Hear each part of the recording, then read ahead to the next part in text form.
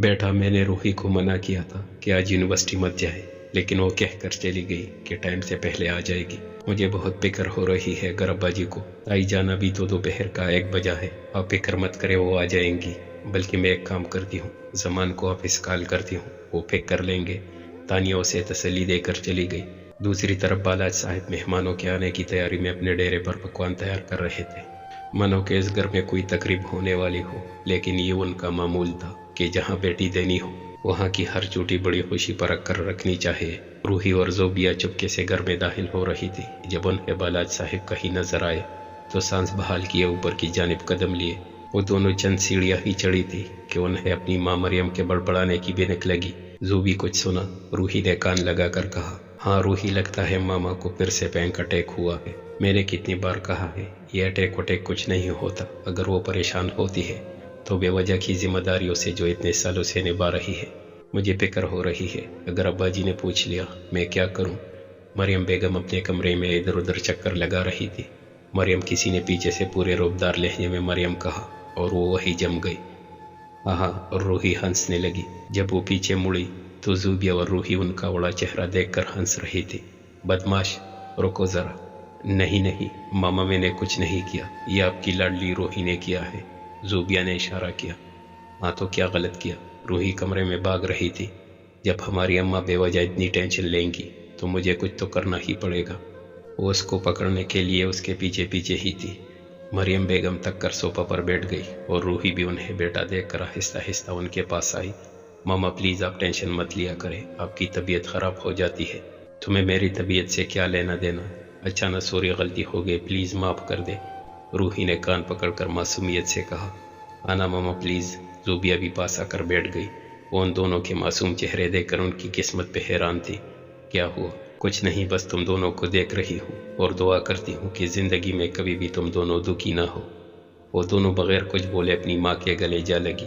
بالاج صاحب کی ڈاٹدار آواز سے انہیں علم ہوا کہ دادا جی گھر آ چکے ہیں۔ ماما مجھے آپ سے کچھ کہنا ہے، روحی نے کہا۔ ابھی نہیں، بعد میں کہنا جو بھی کہنا ہو، لیکن ماما جلدی اپنے کمرے میں جاؤ اور نہا دھو کر تیار ہو جاؤ، مہمان آنے والے ہیں۔ لیکن ماما میری بات تو سن لے۔ روحی میں نے کہا نا کہ بعد میں کرنا، دیکھو باہر تمہارے دادا گھر آ چکے ہیں۔ مریم بیگم نے ان دونوں کو کمرے سے نکال کر اوپر کی طرف روانہ کر دیا اور آس پاس دیکھتے ہوئے دروازہ بند کیا۔ زوہان اپنے کمرے میں بیٹھا تھا، وہ آفس کا کچھ ضروری کام کرنے میں مگن تھا جب اس کا موبائل رنگ کیا۔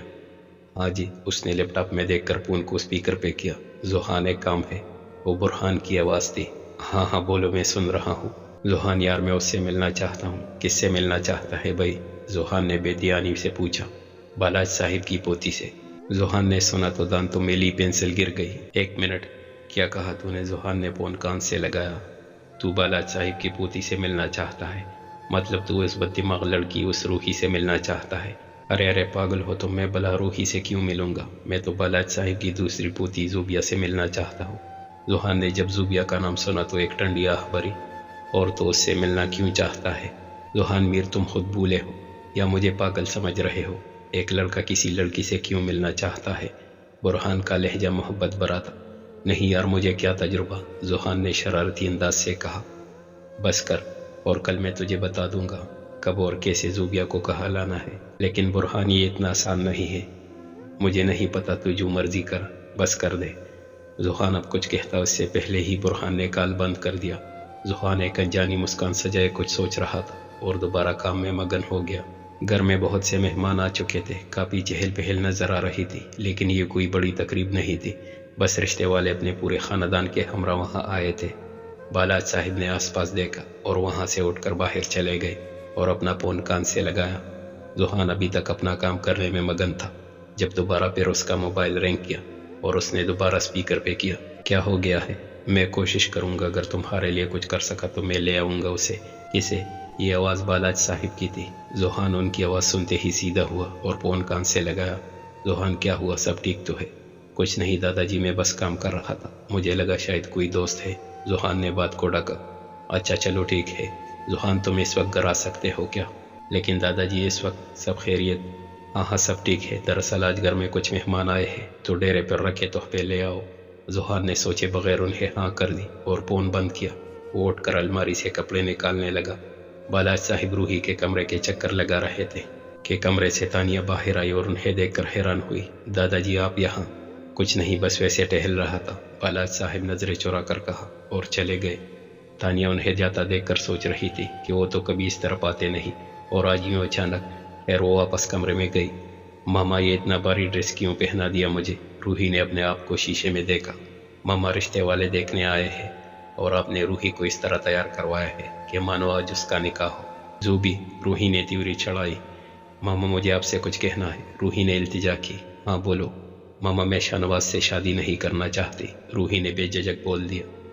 زوبیہ باہر آ جاؤ۔ لیکن ماما میں کیوں؟ زوبیہ باہر آ جاؤ۔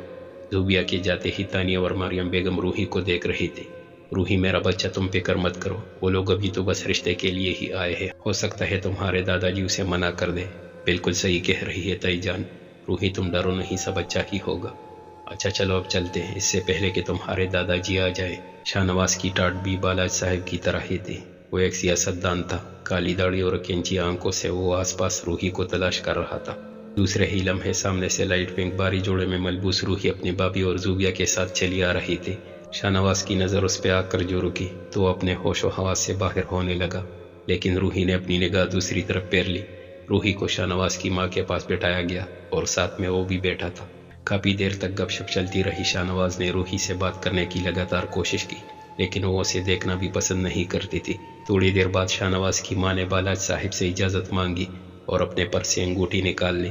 گھر کے سب افراد نے جب انگوٹھی دیکھی تو بالاج صاحب نے شاہنواز کی ماں سے بسم اللہ کرنے کو کہا۔ سب لوگ سمجھ گئے تھے یہ پہلے سے ہی طے تھا اور بالاج صاحب نے ہی کیا تھا۔ روحی نے حیرانی سے اپنی ماں اور وجاہت کی طرف دیکھا، لیکن وجاہت نے بالاج صاحب کے حکم کی تعمیر کرنی تھی تو چپ رہا۔ ماما، روحی نے اپنی ماں کو ہلکی سی آواز دی۔ اس سے پہلے وہ کچھ کر پاتی کہ شاہنواز کی ماں نے اسے انگوٹھی پہنا دی تھی۔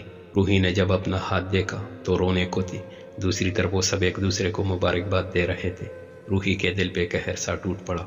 اب یہ ہماری امانت ہے، جلد ہی ہم اسے اپنی بہو کے روپ میں اپنے ساتھ لے جائیں گے۔ زوہان بھی اسی موقع پر وہاں آ کھڑا ہوا۔ اسے سمجھ نہیں آ رہی تھی کہ یہاں کیا ہو رہا ہے، لیکن جب روحی پر اس کی نظر پڑی تو وہ حیران ہو گیا اور وہیں پر کھڑا رہا۔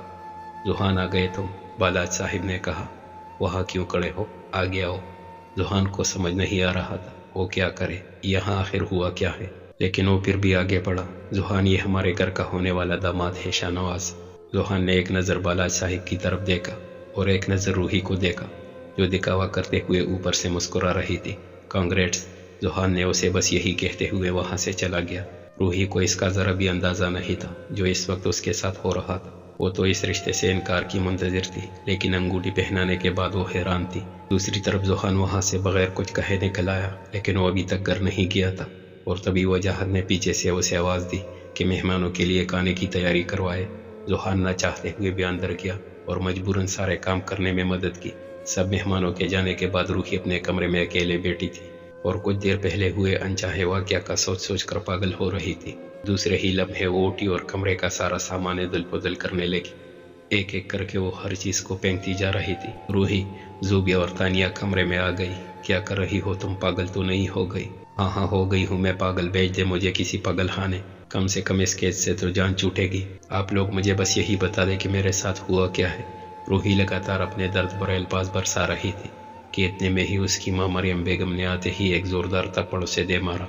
تائی جان یہ کیا کیا آپ نے؟ ایک منٹ تانیہ، مجھے اس سے بات کرنے دو، تم زوبیہ کو لے کر باہر جاؤ۔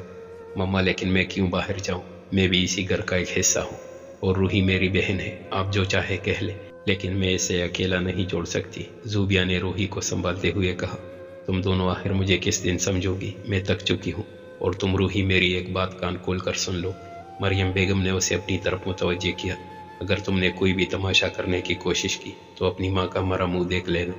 کیسی بات کر رہی ہے ماما، زوبیہ نے ٹوکتے ہوئے کہا۔ زوبی نہیں، روحی نے زوبیہ کو ٹوک دیا۔ روحی اپنی ماں کی طرف بڑھی اور اس کی آنکھوں میں اپنا جواب دیکھنے لگی۔ اس وقت جو میرے سامنے کھڑی ہے وہ میری ماں نہیں بلکہ اس گھر کی بڑی بہو بیگم مریم وجاہت ہے۔ آپ میری ماں نہیں ہو سکتی، کیونکہ اگر آپ ایک ماں بن کر سوچتی تو یہ تھپڑ آج مجھے نہ دیتی۔ روحی تم غلط سمجھ رہی ہو، ایسا کچھ نہیں تائی جان تو نہیں بابی، صحیح تو میں آج سمجھی ہوں۔ میں سمجھ گئی ہوں کہ یہ گھر نہیں، یہ محض ایک مکان ہے جسے اینٹوں سے بنایا گیا ہے اور اس مکان میں مردہ لوگ بستے ہیں۔ روحی نے اپنی ماں کی آنکھوں میں دیکھ کر درد بھری آواز میں کہا۔ روحی ماما کو غلط مت سمجھو، زوبیا نے کہا۔ زوبیا تو تم ہی بتاؤ مجھے، میں اس شخص سے شادی کیسے کر لوں؟ مجھے اس شاہ نواز میں کوئی دلچسپی نہیں، اور تم ہی بتاؤ ایسا کون سا کام نہیں ہوگا جو اس سیاستدان اس شاہ نواز نے نہ کیا ہو۔ اب تم چاہے جو بھی کہو، لیکن یہ شادی ہو کر رہے گی، آئی سمجھ؟ مریم بیگم نے روحی کو جھٹکا دے کر کہا۔ مریم اسے اتنا کہتے ہی جب کمرے سے باہر نکلی تو وجاہت روحی کے والد باہر کھڑے تھے اور مریم بیگم کو سر ہلا کر کچھ کہا۔ تانیہ بھی اتنا تماشا دیکھنے کے بعد کمرے سے چپ چاپ نکل گئی۔ روحی روتے ہوئے نیچے گری، لیکن زوبیا ابھی تک اس کے پاس ہی بیٹھی تھی۔ روحی سنبھالو خود کو، میرے لیے، اپنی بہن کے لیے پلیز سنبھالو خود کو۔ زوبیا نے اسے گلے لگا لیا۔ زوبی، میں برباد ہو رہی ہوں، میں اندر ہی اندر مر جاؤں گی، خدا کے لیے مجھے میرا قصور بتا دو، خدا کے لیے۔ کوئی قصور نہیں ہے تمہارا، سمجھی؟ اب چپ ہو جاؤ۔ زوبیا اسے مزید سمجھا رہی تھی۔ مجھے اس بات سے کیا فرق پڑتا ہے، یہ تو میرے لیے اچھا ہے، اب تو میری جان چھوٹ جائے گی، ہے نا؟ ذوحان واپس آنے کے بعد اکیلا بیٹھا تھا، لیکن کیا روحی خوش ہے؟ کافی دیر کے بعد وہ تھوڑا سنبھلی تو زوبیا نے اسے بیڈ پہ چادر دے کر لٹا دیا، اسے سلانے کی کوشش کر رہی تھی۔ ساری رات وہ بڑبڑاتی رہی اور زوبیا پورا وقت اس کے پاس ہی بیٹھی رہی۔ ساری رات ایسے ہی گزر چکی تھی اور اگلے دن کا سورج نکل چکا تھا۔ ذوحان اپنے کمرے میں ہی تھا، وہ اپنے کمرے میں رکھے اسٹڈی ٹیبل پہ ہی سو گیا تھا۔ شاید وہ پوری رات بس کام ہی کرتا رہا تھا۔ بھائی امی بلا رہی ہے، ناشتہ کر لے، پھر آپ اس کے لیے دیر ہو رہی ہے، جلدی باہر آ جائے۔ انم نے کمرے کے باہر ذوحان کو آواز دی، جسے سن کر وہ ایک دم اٹھا اور کچھ وقفے کے بعد ایک انگڑائی لیتے ہوئے بات میں چلا گیا۔ تم تیار کیوں ہو رہی ہو؟ تمہیں پتا ہے نا اب دادا جی تمہیں یونیورسٹی نہیں جانے دیں گے؟ زوبیا نے تیار ہوتا دیکھ کر تجسس سے پوچھا۔ ہاں ہاں جانتی ہوں، وہ تو یہی کہیں گے کہ اگر اب مجھے پڑھنا ہے تو اپنے ہونے والے شوہر سے اجازت لینی ہوگی، ہے نا؟ لیکن میں بھی روحی ہوں اور روحی کسی کے حکم کا انتظار نہیں کرتی۔ چلو اب جلدی کرو، دیر ہو رہی ہے۔ روحی اسے پر لہجے سے کہہ کر چلی گئی اور زوبیا اسے جاتا دیکھ کر حیران تھی۔ روحی ناشتہ تو کر لو، تانیہ نے پیچھے سے آواز لگائی۔ نہیں بھابھی، مجھے بھوک نہیں ہے۔ کہاں جا رہی ہو تم؟ اس کی ماں مریم بیگم نے آگے سے سوال کیا۔ روحی نے اس مشکوک سوال کو سنتے ہوئے ایک ادا سے رخ اس کی طرف لیا۔ فکر مت کیجیے، بھاگ نہیں رہی، آپ کی بیٹی ہوں اور میری تربیت ایسی بالکل بھی نہیں، مشکلوں کا سامنا کرنا مجھے آتا ہے۔ چلو زوبی، دیر ہو رہی ہے۔ روحی اپنے الفاظ ایک ہی سانس میں سنا کر ناراضگی سے باہر چلی گئی۔ ذوحان، کل تم مجھ سے ملے بغیر ہی واپس چلے گئے تھے، سب ٹھیک ہے نا؟ دادا جی نے ذوحان سے سوال کیا۔ جی جی سب ٹھیک ہے، آپ مہمانوں کے ساتھ بزی تھے تو ڈسٹرب کرنا مناسب نہیں سمجھا، بس یہی۔ اچھا ذوحان، میں نے آج تمہیں ایک ضروری کام کے لیے بلایا ہے، معاف کرنا تمہیں ایسے آفس کے دوران بلانا پڑا۔ نہیں نہیں دادا جی، آپ حکم کریں۔ ذوحان نے تابعداری سے سر جھکا کر ہاں کہا۔ تمہیں تو پتا ہے کہ میں نے وجاہت کی بیٹی روحی کا رشتہ اس شہر کے سب سے بڑے سیاستدان کے ہاں کیا ہے۔ جی جی، تو ذوحان میں تمہیں ایک ذمہ داری سونپنا چاہتا ہوں، مجھے پتا ہے تم منع نہیں کرو گے، ہے نا؟ ذوحان نے سوالیہ نظروں سے بالاج صاحب کی طرف دیکھا اور کچھ بولنے والا تھا۔ ایک سیاستدان کے اوپر منڈلاتے خطرات سے ہم سب واقف ہیں، اور اب روحی اس گھر کی ہونے والی بہو ہے تو شاہ نواز کے مخالف لوگ روحی کو بھی نقصان پہنچانے کی کوشش ضرور کریں گے۔ میں کیا کر سکتا ہوں دادا جی؟ تو میں تمہیں یہ ذمہ داری دینا چاہتا ہوں کہ جب تک یہ شادی نہ ہو جائے تو تب تک تم روحی کی حفاظت کرو گے۔ جب جب وہ گھر سے باہر ہو آس پاس نظر جمائے رکھنا۔ ذوحان ایک پل کے لیے تو دنگ رہ گیا کہ روحی اور اس کی تو پہلے ہی نہیں بنتی، تو ایسے کیسے وہ اس کا باڈی گارڈ بن کر اس کے ساتھ ساتھ رہے گا؟ آج اسے کیا ہوا، اتنی چپ کیوں ہے بھائی؟ انم نے کتابیں رکھتے ہوئے پوچھا۔ زوبیا، پانی دینا پلیز، وہ لیکچر لے کر بیٹھی تھی۔ بھائی بولو تو صحیح، کیا ہوا مس روحی کو؟ روحی کی منگنی ہو گئی۔ زوبیا کے جملے سے پانی انم کے گلے کو لگ گیا، وہ کانسنے لگی۔ کیا کہا تم نے؟ میں نے کچھ غلط سن لیا شاید۔ انم، تم نے صحیح سنا ہے، کل رات کو ہی منگنی کی چھوٹی سی تقریب ہوئی۔ زوبیا نے کہا۔ آئی ایم سوری برہان، لیکن میں تمہارا کام نہیں کر سکتا، مجھے بالاج صاحب نے ایک ذمہ داری سونپی ہے۔ ابھی میں روحی اور زوبیا کو پیک کرنے جا رہا ہوں، لیکن میں تم سے وعدہ کرتا ہوں جلد ہی تمہاری ملاقات زوبیا سے کرا دوں گا۔ ذوحان نے کار ڈرائیو کرتے ہوئے ایک وائس میسج برہان کو بھیج دیا۔ کچھ دیر کے بعد برہان کا رپلائی آیا جو کہ وائس میں ہی تھا۔ ذوحان میاں، مجھے معلوم تھا کہ تم ابھی نہیں کر پاؤ گے، اس لیے میں اس کی یونیورسٹی کے آگے ہی کھڑا ہوں۔ ارے یار، یہ لڑکا پاگل تو نہیں؟ ایسے کیسے یہ اتنی جلدی اتنا آگے نکل گیا؟ اس سے پہلے وہ کچھ کرے مجھے جلدی پہنچنا ہوگا۔ ذوحان نے گیئر ڈالا اور تیزی سے کار دوڑائی۔ زوبیا نے انم کو ساری بات شروع سے آخر تک بتائی، وہ بھی سن کر ہکا بکا تھی۔ اوف یار، اتنا سب کچھ ہو گیا اور مجھے خبر تک نہیں ہوئی۔ آئی کانٹ بلیو، مجھے یقین نہیں ہو رہا کہ ظلم ہوا، اور وہ بھی روحی جیسی بہادر لڑکی کے ساتھ۔ اوف، زوبیا نے انم کو آنکھ کے اشارے سے کچھ کہا اور وہ بھی سمجھ گئی۔ اچھا روحی، تم چھوڑو یہ سب، آج ہم کے پہ چلتے ہیں، کافی پیتے ہیں، خوب ہلا گلا کریں گے، کیا کہتی ہو؟ چلے۔ روحی ان دونوں کا چہرہ دیکھ کر ایک مسکان دیتے ہوئے چپ چاپ وہاں سے چلی گئی۔ روحی کو اس بات سے دکھ نہیں کہ اس کی مرضی کے خلاف شاہ نواز سے اس کا رشتہ کیا، بلکہ وہ اس بات سے دکھی ہے کہ اپنے گھر والوں نے اس کو سمجھا نہیں اور اس پر اپنا فیصلہ مسلط کر دیا۔ زوبیا نے انم کو اصلی وجہ بتائی۔ برہان یونیورسٹی کے باہر کھڑا زوبیا کی راہ دیکھ رہا تھا جب اچانک زوحان نے اسے پیچھے سے آ کر سوالوں کی لسٹ کھول دی۔ برہان، تو صبر نہیں کر سکتا؟ میں نے کہا تو تھا کہ میں زوبیا کو ایک بار ملوا دوں گا، لیکن تھوڑا وقت لگے گا۔ لیکن یہ اب ضروری ہو گیا ہے میرے دوست۔ برہان نے اس کا ہاتھ اپنے بازو سے ہٹایا اور آگے بڑھا۔ وہ آگے بڑھتا جا رہا تھا اور زوحان پیچھے سے کھڑا اسے دیکھ رہا تھا اور بے بس تھا۔ برہان کوریڈور تک آ گیا تھا کہ تب دوسری طرف سے زوبیا اسے دکھائی دی۔ سر پہ دوپٹہ لے رکھا تھا جو کہ آدھا سر ڈھکے ہوئے تھا، بالوں کی کچھ زلفیں دونوں اطراف سے آگے لٹک رہی تھی اور ہاتھ میں کچھ کتابیں لیے وہ اپنی سہیلیوں کے ساتھ چلی آ رہی تھی۔ ہائے! برہان نے موقع دیکھتے ہوئے قدم بڑھائے۔